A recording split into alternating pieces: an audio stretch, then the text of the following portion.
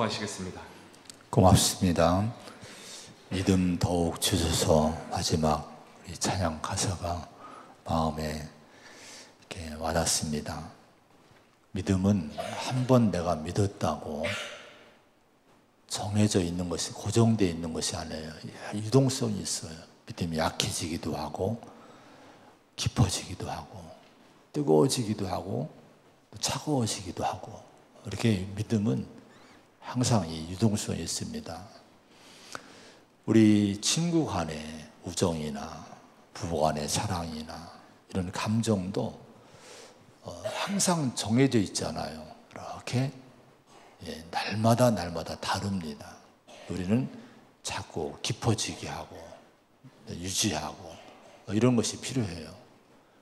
주님과 나 사이도 하나님에 대한 믿음도 자꾸 더 커져야 되고 날마다 새로워져야 될 줄로 믿습니다. 우리 가사대로 마음에 믿음 더욱 주소서. 자꾸 우리가 이런 갈망이 있어야 돼요. 따라합시다. 주여, 내게 믿음을 더욱 주소서. 아멘. 매월 마지막 주에 예수님의 제자 중에서 한 분씩을 이제 생각을 하고 말씀을 듣습니다.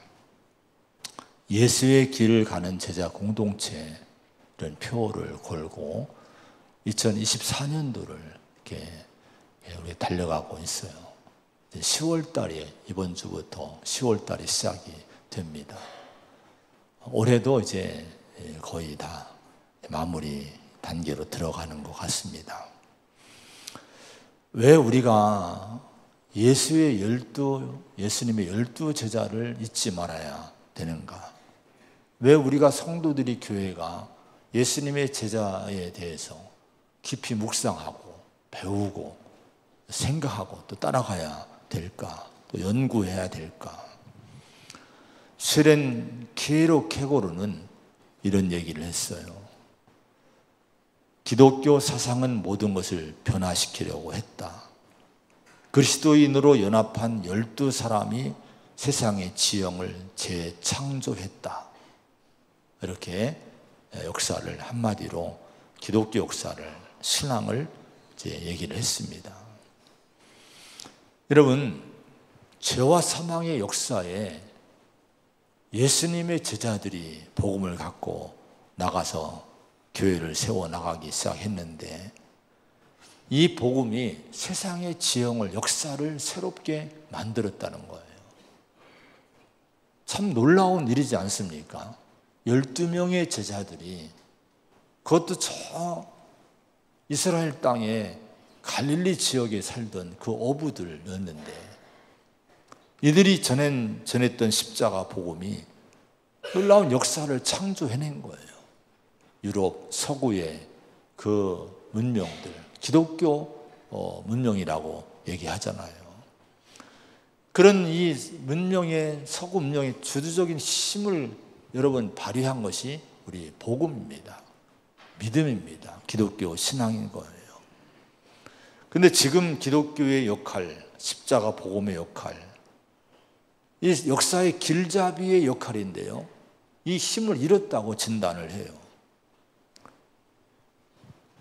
역사를 끌고 가야 될 터인데 이 역사를 끌고 가는 힘을 잃어버린 상태라고 얘기를 합니다.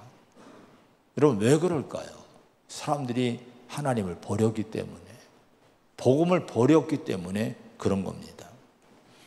그 결과로 여러분, 지금 세계적으로 세상 사람들은 의식 없이, 아무 생각 없이 동성애, 낙태 문제, 미국도 지금 이 문제 가지고 낙태 문제로 선거가 지금 좌우가 되잖아요. 여러분, 세상 사람들은 이건 별거 없이 그냥 막 받아들이려고 하지만은, 그러나 이것은 영적으로, 신앙적으로 보면 심각한 문제가 되는데요. 우리나라도 이것이 지금 심각한 문제가 되고 있는데, 시작인데, 근데 이건 아무것도 아니란 거예요. 이걸 넘어서 우리의 미래는요, 더 깊은 타락으로 빠지게 될 거라는 거예요. 동성애 문제뿐 아니라 낙태의 문제뿐 아니라 더 큰 타락으로 들어가게 되는데, 결국은 레위기 18장에 나오는 가나안 사회의 진단이 나와요. 하나님이 가나안 땅에 대한 진단하셨어요. 그 가나안 땅은 회복 불가능한 땅이라고 하는 거예요. 입에 담기 어려운 그런 이 죄악들을 전부 열거했습니다. 로마서 1장의 바울은요, 세상에 대해서 스스로 구원받을 수 없는, 이제는 죄악 가운데 완전히 죄와 사망 아래에 있는 존재라고 이렇게 진단을 했습니다. 세상은 다시 그런 어둠 속으로 이제 들어가게 되고 혼란에 빠질 것이라고 예견을 하고 있습니다. 레위기 18장의 말씀을 보면은 거기 하나하나 낱낱이 가나안 땅에 대한 죄악들이 나오는데 정말 너무 이 역겨운 죄들이 많아요. 뭐 성적인 아주 죄도 이런 보통 죄가 아니에요. 동성애는 물론이거니와 짐승과 교합을 하고 어쩌니 하면서 이 당시 가나안 땅이 얼마나 타락했는지, 가나안 지역에 살고 있던 이 종족들이 얼마나 타락했는지 하나님이 다 드러내셨어요. 여러분, 이 회복 불능의 땅, 왜 하나님이 잔인하게, 우리가 볼 때는 너무 잔인하잖아요. 그 불편한 하나님이라고 사람들이 얘기해요. 왜 그렇게 가나안 사람들을 전부 진멸하게 했을까? 왜 다 몰아내게 했을까? 이것은 그만큼 하나님이 그토록 그렇게 기다리고 그렇게 인내했지만은 이들이 결국은 회복 불능의 그런 상태로 들어가게 돼서 하나님이 그들을 토해내시는 거예요. 그리고 하나님의 계명을 배워주시고, 그리고 믿음으로 세워주신, 성막을 주시고 믿음을 주신 하나님 백성들을 그 땅으로 들이시는 거예요. 새로운 믿음의 땅을 만들려고 이스라엘 민족을 들이신 거예요. 그런데 세월이 흐르면서 이스라엘 백성들도 그 믿음을 못 지켰죠. 지금 새벽에 예레미야서를 말씀을 나누고 있는데, 유다 말기에 나라가 망할 때의 그 모습들이 거기에 나옵니다. 여러분, 이스라엘 민족도 결국은 믿음을 잃어버리니까 하나님이 또 다 버리시고 심판하신 거예요. 로마서 1장에 보면은 이제 아까도 말씀했지만은 인간은 스스로 지혜 있다고 하지만 완전히 어리석음에 빠져버렸습니다. 하나님이 영광스러운 존재로 인간을 만들었는데 그 영광스러운 존재로, 하나님의 형상을 닮은 존재로 만들어진 인간이 짐승 이하의 그런 모습으로 타락을 하게 됐어요. 부끄러운 일하고 하나님 마음에 안 들고 추악하고 탐욕하고. 자, 이런 세상, 이런 인간들을 위해서 하나님이 하신 일이 뭐예요? 예수님을 이 땅에 보내신 거예요. 하나님의 아들을 보내신 거예요. 그리고 예수님이 십자가 지시고 고난받으시고 죽으셨어요. 그리고 부활하셨습니다. 예수님이 오신 것은 이 회복 불가능한 죄와 사망에서 스스로 구원할 수 없는 우리 인간에게 구원의 길을 주신 거예요. 인간을 구원하기 위해서 은총을 주시기 위해서 하나님의 아들을 보내신 거예요. 그 예수를 믿는, 예수님이 훈련한, 예수님을 믿는 제자들이 여러분 이 땅에 이제 복음을 갖고 나가서 교회를 세우고 여러분 하나님의 공동체를 세우게 된 거예요. 그래서 여러분 그 이후의 교회는요, 역사 속에서 놀라운 믿음의 공동체들을 많이 세웁니다. 많은 여러분 좋은 사회를 세웁니다. 기독교 문명을 세워왔어요. 근데 문제는 지금은 그 힘을 잃고 있다고 하는 거예요. 이사야서 1장에 보면은 너희 소돔의 관원들아, 너희 고모라의 백성아 라고 탄식하고 책망하는 말씀이 나와요. 소돔과 고모라는 뭡니까? 오래전에 여러분 아브라함 시대에 이미 하나님의 심판을 받은 타락한 여러분 도성들입니다.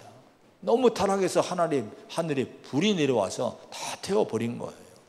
근데 지금 소돔과 고모라 성의 백성이라고 책망받은 사람들이 누굽니까? 하나님의 백성들이었어요. 여러분, 하나님의 백성이라고 불림을 받는 그런 이스라엘 백성들이 이렇게 이런 책망을 받고 있습니다. 어쩌면 지금 오늘의 교회나 우리 성도들을 볼 때 혹시나 이런 책망하지 않으실까? 소돔과 고모라의 백성들아. 저는 가끔 제 자신도 많이 돌아봅니다마는 낙심될 때가 참 많이 있어요. 과연 이 땅에 교회들이, 또 저는 감리교회면 감리교회가 정말 이 역사를 책임질 수 있을까? 이 시대의 길잡이가 될 수 있을까? 그런 염려가 너무 많이 되고 있어요. 선거가 끝났으면 우리 감리교 선거가 끝났습니다만 여기저기 들려오는 소문들이 너무 때로는 암울한 그런 얘기들이 들려와요. 세상보다 못한 금권, 이런 것들이, 선거들이 이루어지기도 하고, 아무 생각 없이 돈 받고 돈 주고 이런 일들이 지금 일어나고 있는데, 이게 과연 생명 잃은 교회, 생명 잃은 성도. 그래서 여러분, 어느 분은 진단하기를 모조품 신앙이다, 모조품 기독교다. 모조품이 뭐예요? 신앙을 흉내내는 거예요. 수요일 날 오셨던 우리 양국기 선교사님하고 대화를 하는 중에 우스갯소리로, 목사님, 나 명품이 너무 많아요. 그러는 거예요. 명품 뭐 혁대, 구두, 옷, 뭐 이런 시계, 막 이런 것들이 명품들이 막 많다는 거여서 그걸 어떻게 명품이 생기냐 했더니 대전에 어느 목사님이 줬대요. 제가 웃었죠. 왜냐하면 그분이 제가 아는 분인데, 이분은 또 제주가 어디 여행 가면 짝퉁을 잘 사오는 분이에요. 기가 막히게 중국 가면 짝퉁거리를 너무너무 잘 알아요. 그래서 잔뜩 사와서 막 목사님들한테 선물하고 교인들 선물하는데, 본인이 얘기해 웃으면서 짝퉁이 하면 주는데 똑같아요. 저도 만년필도 있고요, 혁대도 있고 그래요. 그런데 너무 똑같은데 겉모양은 질이 진짜가 아닌 거예요.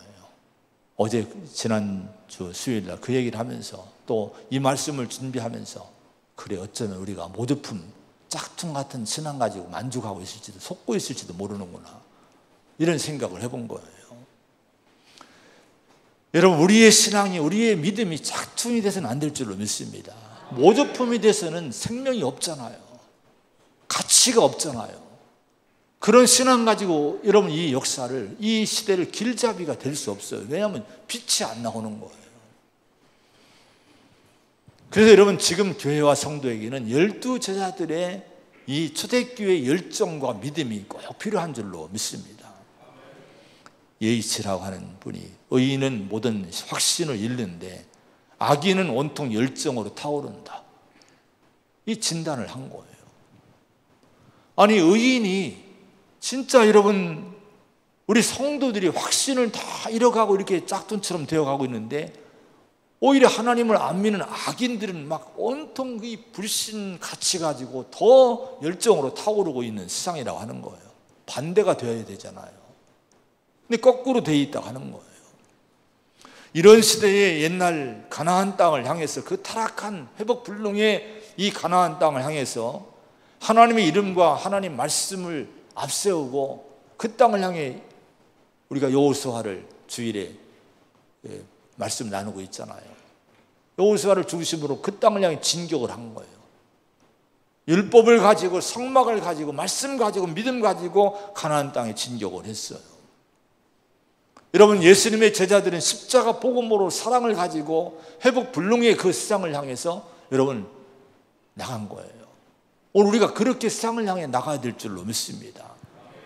그러기 위해서 우리가 이 초대교회 신앙, 예수님의 제자의 신앙을 우리가, 오늘 교회가, 오늘의 성도들이 붙잡아야 돼요. 여러분, 우리의 믿음을 정말 다시 한번 고민해 볼 수 있는 우리 소망교회가 되기를 바랍니다. 오늘은 12제자에서 도마에 대한 말씀을 나누고자 합니다. 16절의 말씀 보면은 디두모라고도 하는 도마, 이런 얘기 나와요. 디두모라고 하는 도마. 요한복음 21장에도 디두모라는 도마 이렇게 계속 나와요. 디두모는 쌍둥이라니에요. 쌍둥이. 학자들은 도마가 쌍둥이였을 거다. 일란성이든 이란성이든 쌍둥이였을 것으로 추정을 하는데 다른 이 도마의 쌍둥이 형제나 자매는 보이지 않아요. 등장하지 않아요. 근데 유독 쌍둥이 중에서 이 도마만 예수님께 붙잡혀서 주님의 제자로 일생을 이제 살게 됩니다. 근데 도마의 이름에 늘 따라다니는 꼬리표 같은 수식어가 있어요. 도마 하면 뭐가 생각납니까? 도마 하면 뭐가 딱 떠오르요? 의심이요. 의심 많은 도마. 의심쟁이. 이렇게 생각을 다 합니다. 여러분, 정말 도마는 의심쟁이였을까? 의심 많은 제자였을까? 과연 이 도마의 의심은 과연 어떤 신앙의 열매로 이어졌는가? 여러분, 이 의심 많은 이 도마의 이 모습이 오늘 우리에게 주는 교훈이 여러분 뭘까? 도움이 뭘까? 이런 부분들을 오늘 한번 말씀을 나누려고 합니다. 이 도마에 대한 기록은요, 도마의 이름은 12제자와 함께 다른 복음서에 등장하는데 도마에 대한 일화는 요한복음에만 기록이 되어 있어요. 요한만이 도마에 대한 일화를 3군데를 남깁니다. 오늘 말씀 이 요한복음 11장의 말씀, 14장의 말씀, 그리고 20장과 21장의 말씀에 도마에 대한 일화가 나와 있어요. 자, 오늘 말씀은 우리가 잘 아는, 이제 작년에 요한복음 강의를 할 때 이 말씀들이 한 번씩 본 거예요. 오늘은 다른 부분에 주목을 하려고 합니다. 자, 오늘 읽은 말씀은 나사로의 가정입니다. 나사로, 마르다 마리아 이 가정의 얘기예요. 근데 나사로가 병이 들었어요. 근데 나사로는 주님이 사랑하는 자라고 말씀을 합니다. 자, 이 주님이 사랑하신 나사로가 병들었다는 소식을 들었으니요, 이로 말미암아 영광을 받게 하려 함이라 하시더라. 뭐라고 하셨어요? 하나님의 영광을 위한 병이다. 그 아들이 이로 말미암아 영광 받을 병이다. 이렇게 주님은 긍정적으로 얘기를 하셨어요. 그리고 15절에 이는 너희로 믿게 하려 함이라. 제자들을 데리고 베다니로 가려고 하는데 제자들이 가지 말자고 그래요. 거기 가면 돌에 맞는다는 거예요. 근데 예수님은 구태여 이 제자들 데리고 베다니로 가려고 나사로의 집으로 가자고 이끌어 갑니다. 자, 이때 여러분, 이 예수님이 이렇게 끌어가는데 디두모라는 도마가 등장해요. 이 오늘의 주인공 도마가 등장합니다. 16절의 말씀 한번 읽어보겠어요. 16절 시작. 디두모라고도 하는 도마가 다른 제자들에게 말하되 우리도 주와 함께 죽으러 가자 하니라. 뭐 하러 가자? 죽으러 가자. 주와 함께 죽으러 가자. 비장한 얘기죠. 용기가 있는 영웅적인 이런 고백을 합니다. 자, 그런데 이 도마의 고백, 주와 함께 죽으러 가자 하는 이 비장한, 이 용기 있는 이 도마의 고백에 대해서 이번에 도마를 말씀을 준비하기 위해서 많은 부분들을 봤어요. 참고를 봤어요. 해석한 학자들, 주석들을 봤어요. 근데 의외로 많은 사람들이요, 이런 얘기를 하는 거예요.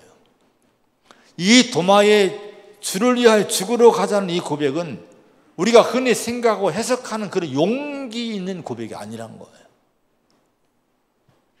존 메가더 목사님은요, 뭐라고 하는 거 아니? 영웅적 비관주의자다.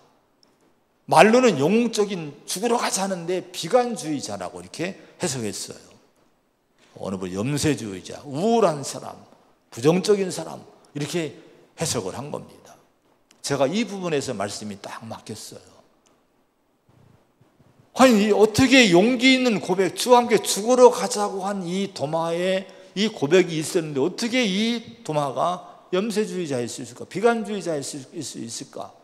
우리 신앙 속에서, 그러면 우리 신앙 속에서도 그런 성도들이 정말 죽으러 가자고 열심히 주를 위해 일하고 용기 있게 일하고 순종하는데 그 내면 속에, 이면 속에 우울하고 부정적인, 염세적인, 비관적인 그런 부분이 있을 수 있을까?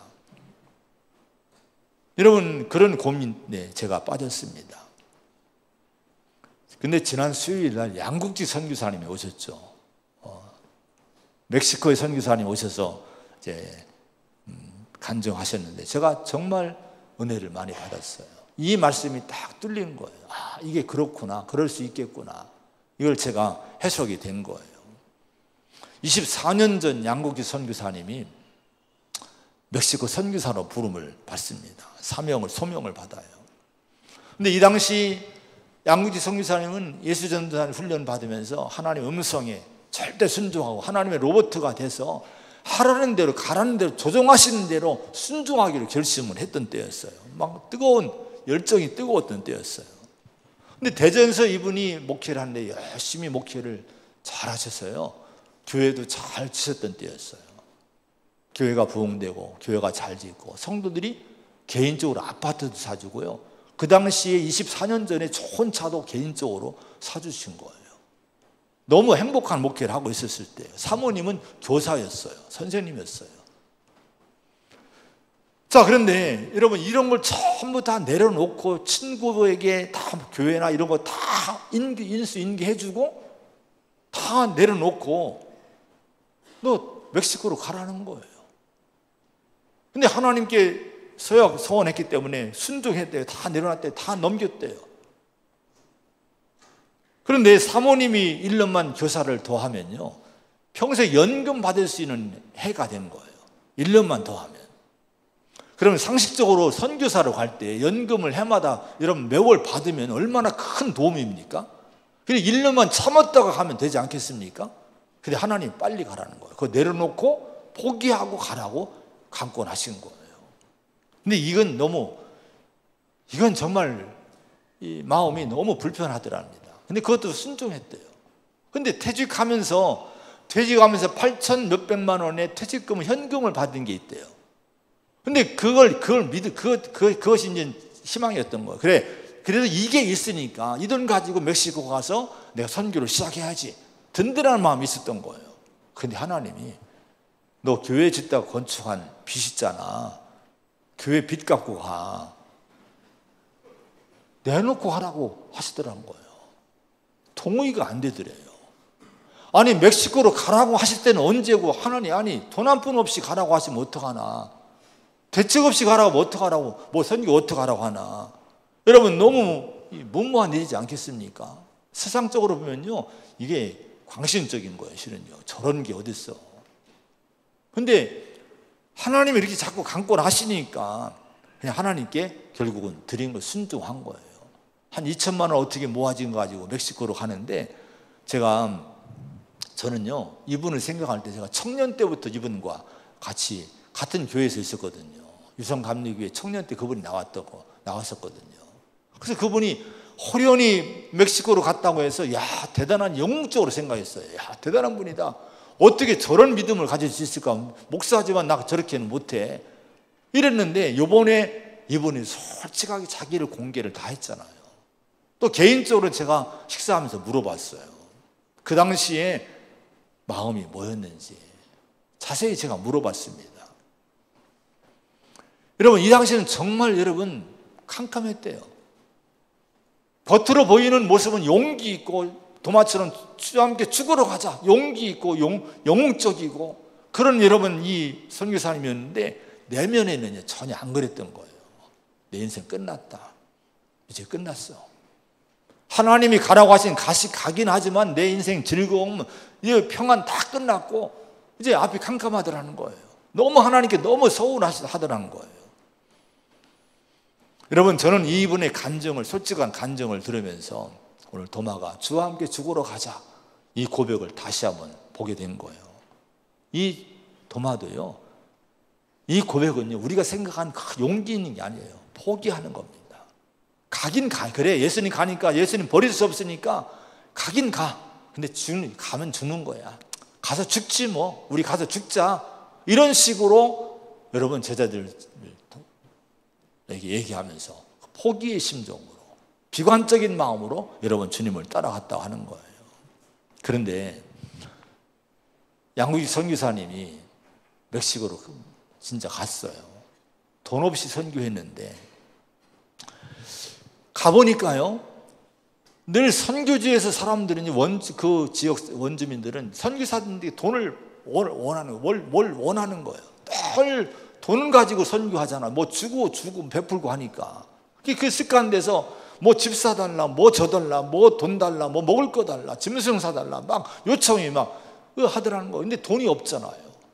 돈이 없으니까 할 방법이 뭐 있습니까? 늘 복음만 전하는 거예요. 늘 기도만 해주는 거예요. 선교사가 된 거예요. 그걸 통해서 뭐를 배웠냐? 뭐를 얻었냐? 진짜 믿음을 얻은 거예요. 오늘 여기 여러분 제자들에게 예수님이 뭐라고 말씀했습니까? 15절에 너희로 믿게 하려 함이라.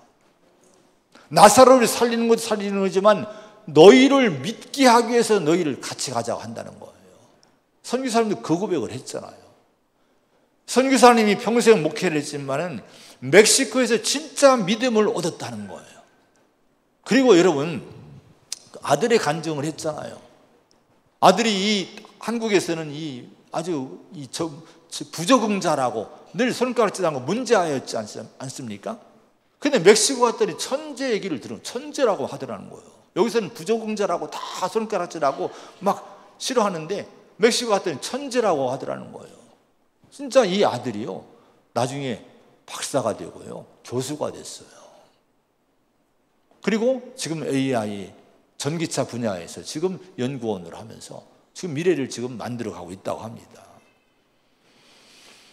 여러분, 오늘 도마를 보시기 바랍니다.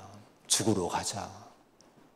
죽으러 가자. 이렇게 이 4절의 말씀, 이 병은 죽을 병이 아니라 하나님 영광을 위한 것이다. 하나님의 아들이 이로 말미암아 영광 받게 하려 함이라 분명히 말씀했어요. 너희는 너희로 믿게 하려 함이라. 근데 이 말씀은 전혀 생각나지 않고 그냥 가자고 하니까, 돌에 맞는 자리로 가자 하니까 마음에 이 비관적인 마음 가지고 죽으러 가자 포기하는 마음으로 따라간 거예요. 근데 진짜 가보니까 하나님 영광이 나타났잖아요. 그리고 나사로가 살아나고 부활하고 이런 기적을 통해서 여러분 정말 이 제자들의 믿음이, 도마의 믿음이 커진 줄로 믿습니다. 오늘 우리들에게도 잘 살펴보세요. 우리가 하나님 말씀을 결론 삼지 않고 믿음 생활하면요, 이럴 수 있는 거예요. 교회는 떠날 수 없어요. 정말 신앙은 떠날 수 없는데 이 믿음의 길을 가고 주의 일도 하고 봉사도 하고 직분도 갖고 있는데 마음속에는 우울하고 희망도 없고 체념적이고 염세적이고, 무슨 일을 만나면 말씀보다도 그 환경 때문에 내가 낙심하고 절망하고, 이렇게 우리가 신앙생활 할 수 있다는 거예요. 그게 저의 마음 모습이기도 했거든요. 여러분 그래서 우리가 진리 없는 하나님 말씀을 내세우지 않은, 말씀에 세워지지 않은 우리의 순종, 이런 용기, 이것은 여러분 정말 어떤 모조품일 수가 있는 거예요. 하나님 말씀을 먼저 생각하시 바랍니다. 하나님 약속을 믿으시 바랍니다. 지금 여러분들이 어떤 일을 만나도 어떤 환경이 있어도 하나님은, 예수님 먼저 말씀했잖아요. 하나님 영광을 위한 것이라고, 너희 믿음을 위한 것이라고. 이 믿음 갖고 나가면 반드시 하나님 영광이 우리의 앞길에 나타날 거예요. 그리고 우리 믿음이 그 어려운 문제를 통해 더 믿음이 커진 역사가 있을 거예요. 이 확신이 있다면 우리가 비관적인 순종자가 안 되는 거예요. 기쁨으로, 진짜 기쁨으로 죽으러 가자. 진짜 죽으러 가자가 아니죠. 주님 따라가 순종하자, 이렇게 고백할 거란 말이에요. 여러분, 우리 믿음이 진리 위에 세워지기를 축원을 드립니다. 우울한 신앙, 비관적인 신앙 되지 않기를 바랍니다. 그런 다음에 여러분, 이 도마에 대한 일화가 14장에, 요한복음 14장에 나와요. 거기에 예수님이 근심하지 말라고 하면서 내가 너희를 위하여 거처를 예비하러 간다, 이렇게 얘기를 하셨어요. 그러면서 제자들에게 내가 어디로 가는지 그 길을 너희가 안다, 이렇게 얘기를 했어요. 안다고 하는 것은 이미 너희는 알고 있을 거라고 확신하고 하신 거예요. 근데 그때 도마가 나서서 이렇게 얘기하는 거예요. 요한복음 14장 5절에 보니까 주여 주께서 어디로 가시는지 우리가 알지 못하거늘 그 길을 어찌 알겠삼나이까? 이렇게 모른다고 얘기하는 거예요. 아니, 내가 어디로 가는지 그 길을 너희가 아느니라. 이걸 알고 있어야 된다. 당연히 얘기하고 있는데 도마는 모른다는 거예요. 어디로 가시는지도 모르는데 어떻게 그 길을 알 수 있겠느냐. 우리가 여러분 두 가지는, 믿음 생활하는 분들이 두 가지는 분명히 알아야 됩니다. 어디로 가는지, 내가 신앙생활 주님 따라가는데 어디로 가는지, 또 그 길은 뭔지 두 가지는 알아야 되는 거예요. 어디는 목적입니다. 방향입니다. 목적지가 어디예요? 예수님이 요한복음 14장 6절에 아버지께로 올 자가 없느니라. 내가 곧 길이요 진리요 생명이니 나로 말미암지 않고는 아버지께로 올 자가 없느니라. 예수님이 지시한 방향이 어디입니까? 아버지라고 하는 거예요. 하나님이라고 하는 거예요. 우리 인생의 방향이 하나님이 되어야 될 줄로 믿습니다. 내가 방향이 아닌 거예요. 육신이 방향이, 이 땅이 방향이 아닌 거예요. 하나님의 나라가 방향인 거예요. 그리고 그 길, 그곳으로 가는 길이 유일하게 누구냐? 예수님이란 거예요.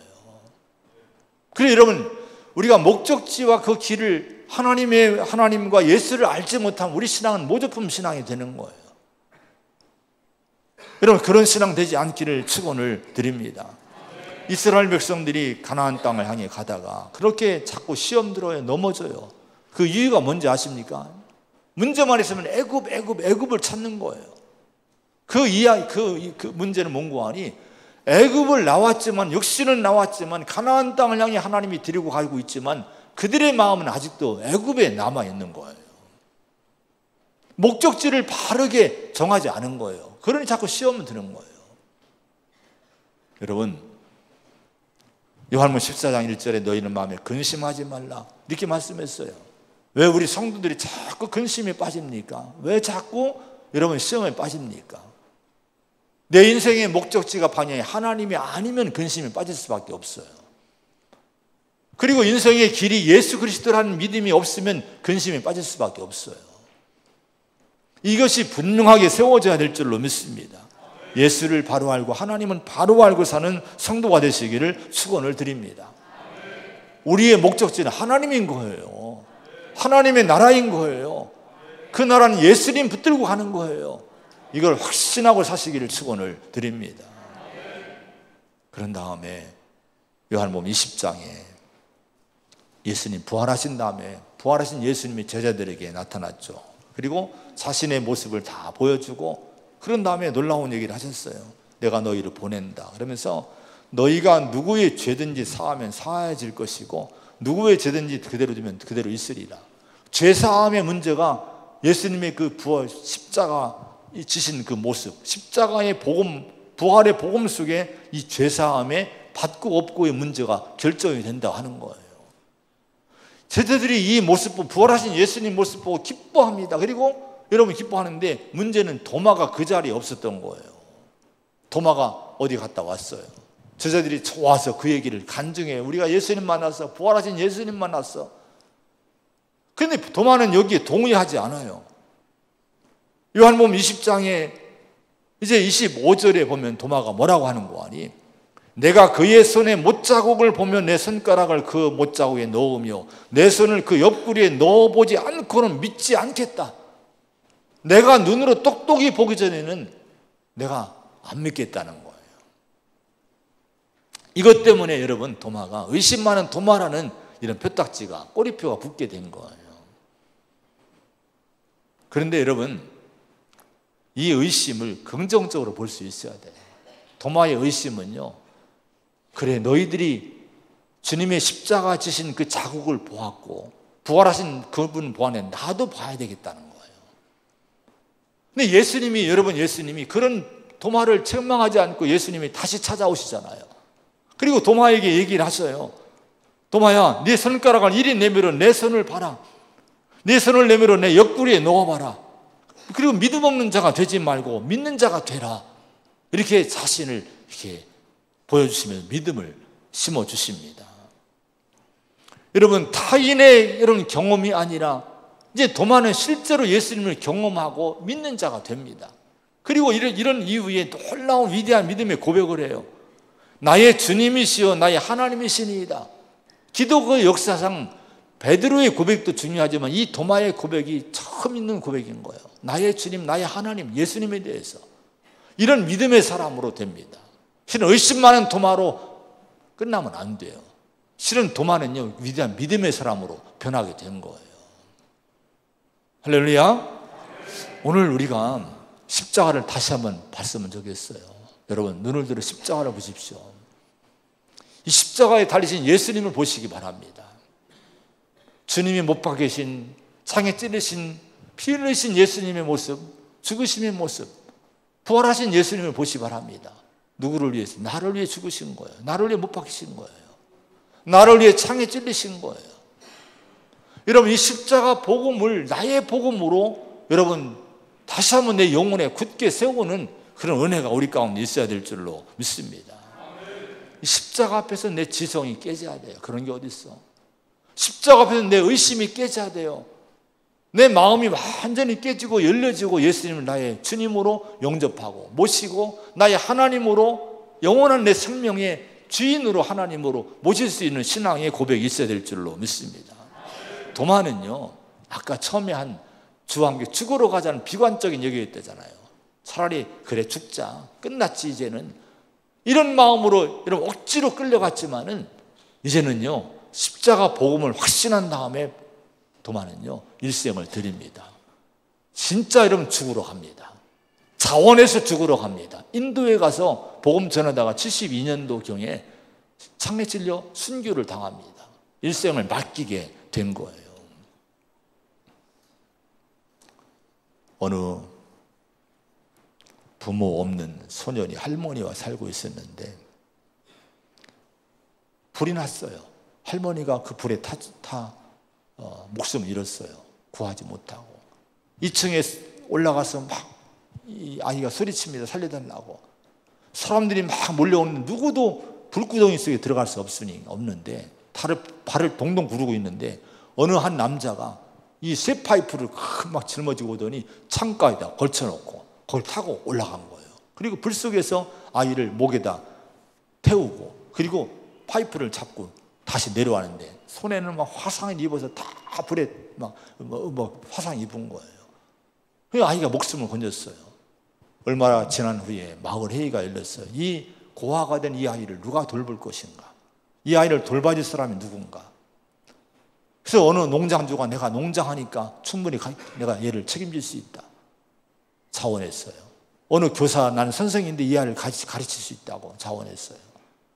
한 부자가 나오더니 나는 부자라 농장도 줄 수 있고 가르칠 수 있으니까 나에게 맡겨달라고. 그런데 저 뒤에 있던 어느 남자가 손을 들고 이렇게 나왔어요. 보니까 손에 화상이 입어서 다 뭉개려진 거예요. 근데 이 사람이 아이를 구해준 사람이에요. 여러분, 제가 이 아이를 책임지겠습니다. 근데 이 소년이 그 자리에 있다가 이 사람의 손을 보더니 막 우는 거예요. 막 통곡하는 거예요.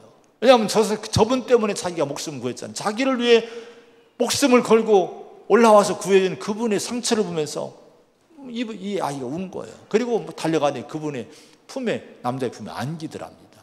그리고 나는 이분과 함께 살고 싶다고. 자기를 위해 목숨을 걸고 상처난 손을 안고 손을 갖고 찾아온 이 사람에게 자기 인생을 맡긴 거예요.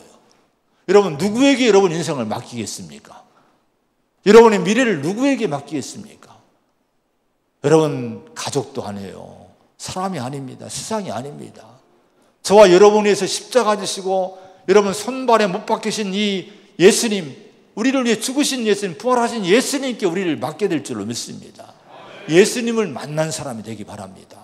도마가 결국은 예수님 만나고 복음을 깨닫고 인생을 맡기고 여러분 인생을 하나님께 드렸듯이 오늘 저와 여러분이 그런 삶이 된다면 정말 이 시대에는 다시금 우리 복음의 열정이 일어나고 우리를 통해서 이 교회 부흥이 일어나고 진정한 초대교회 같은 역사가 일어날 줄로 믿습니다. 여러분, 예수를 다시 잘 여러분 바라보시고 진정한 믿음 위에 진리 위에 우리 믿음이 세워지기를 축원을 드립니다. 할렐루야. 기도하겠습니다. 하나님 아버지, 감사합니다. 오늘 저희들에게 은혜를 주시고 하나님이 우리를 사랑하셔서 복음 위에 우리를 세워주시는 줄로 믿습니다. 주님, 때로 우리가 하나님을 믿고 교회를 다니고 신앙생활을 하지만은 하나님 말씀이 결론이 안 되고 하나님의 약속의 말씀을 내가 붙들지 못하면 그저 나는 우울하고 여전히 슬프고 여전히 내가 비관적이고 천연적인 인생을 살 수밖에 없습니다. 주님, 이런 모조품 신앙 되지 않기를 원합니다. 정말 예수의 말씀이 내 소망되게 하여 주옵소서. 어떤 환경과 어떤 조건 속에서도 하나님의 영광이 아버지 나타남을 믿게 하여 주시옵소서. 우리의 믿음을 위해 하나님 이끄심을 확신하게 하여 주시옵소서. 어디로 가는지 또 우리의 길이 무엇인지 분명히 믿기를 원합니다. 인생의 목적지가 하나님이심을 잊지 말고 하나님을 바라보고 하나님을 향해 살게 하여 주시옵소서. 그럴 때 우리 길은 방황하지 않고 흔들리지 않고 곁길로 가지 않을 줄로 믿습니다. 십자가 복음을 분명히 나의 믿음으로 고백하기를 원합니다. 그리고 나를 위해 십자가신 예수님께 내 인생을 드리게 하여 주시옵소서. 우리 교회가 우리 성도들이 이 복음 위에 세워질 때에 우리를 통해 다시 한번 교회 부흥의 때가 올 줄로 믿습니다. 새로운 하나님 믿음의 부흥의 때가 올 줄로 믿습니다. 우리를 써주시기 원합니다. 예수님의 이름으로 간절히 기도하옵나이다. 아멘. 찬송 453장 부르시면서 예물 드리겠습니다.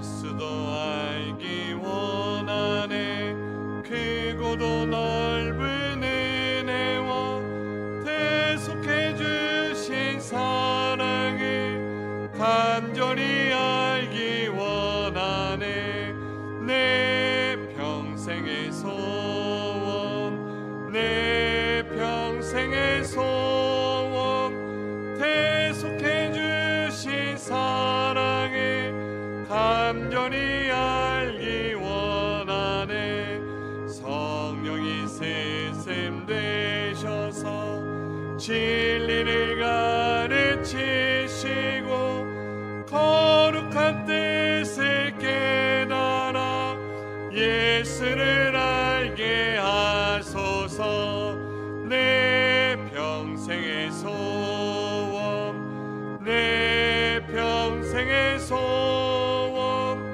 대속해 주신 사랑을 간절히 알기 원하네 성령이 감화받아서 하나님 말씀 배우니 그 말씀 안전히